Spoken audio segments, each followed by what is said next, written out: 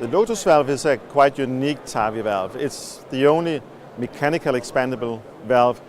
It got an adaptive sealing, which is putting it ahead in the field for reduction of paravalvular leak. It's less than 1%, far better than the other valves on the market currently. And it's the only valve you can do a full deployment, assess the position, and if you're not happy, you can retrieve it and start all over again.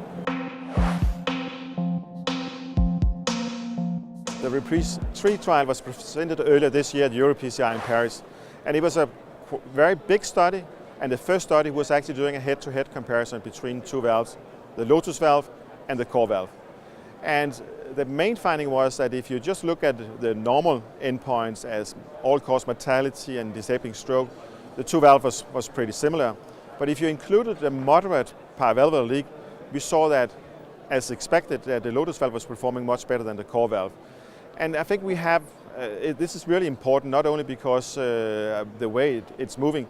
The REPRISE III was looking at, how should I say, intermediate to high risk patient, but we all know it's going to move to lower risk patient, to younger patient, and paravalvular leak, if you have more than a mile, have got a negative impact on the outcome for the patient. So we for sure need to address it, and I think REPRISE III show that this is a way forward to these kind of valves.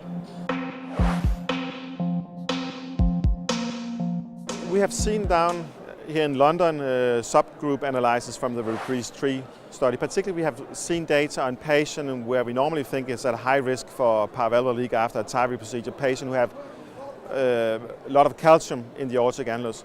So we saw a presentation yesterday looking at the subgroup. It was about 200 patients treated with Lotus and compared to 100 patients with a CoreValve Evolut. And there was a significant difference in the amount of moderate paravalvular leak. For the Lotus valve, it was less than 1%, which was left with a moderate paravalvular leak, compared to somewhere between 10 and 50% in the CoreValve group. So I think it's also going to, again, to tailor how to treat each patient in order to get the optimized outcome after a TAVI procedure. The sub-study from REPRISE III showing that the Lotus valve was performing much better than the competitors in patients with a lot of calcium.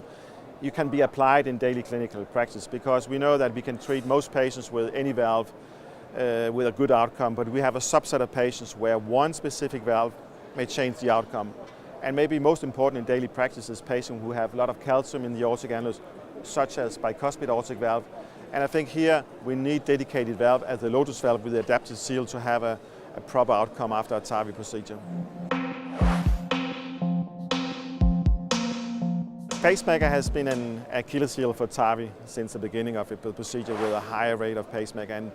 And we have learned a lot about how to implant the valves in order to minimize the pacemaker. One very important feature is to implant high. And we have seen with the new data from with the Lotus Edge, where you have a different opening mechanism. You don't go as deep in the left ventricular outflow tract before coming back, have less interference with the conduction system. And we have seen data from most of the excellent sites, which is in the same rates as the competitors. I'm quite sure that Lotus Edge is going to provide an excellent low PVL rate and a pacemaker rate in the same rates as the other valves on the market. What we have seen with the REPRISE III trial, the main data, now the subgroup analysis, and also with the Lotus Edge, we've seen this is a valve which for sure is going to address a lot of patients for TAVI with an excellent outcome. You can probably treat about 70% of all your patients with any valve with a good outcome. And then you have the remaining patient where one valve is going to make a difference.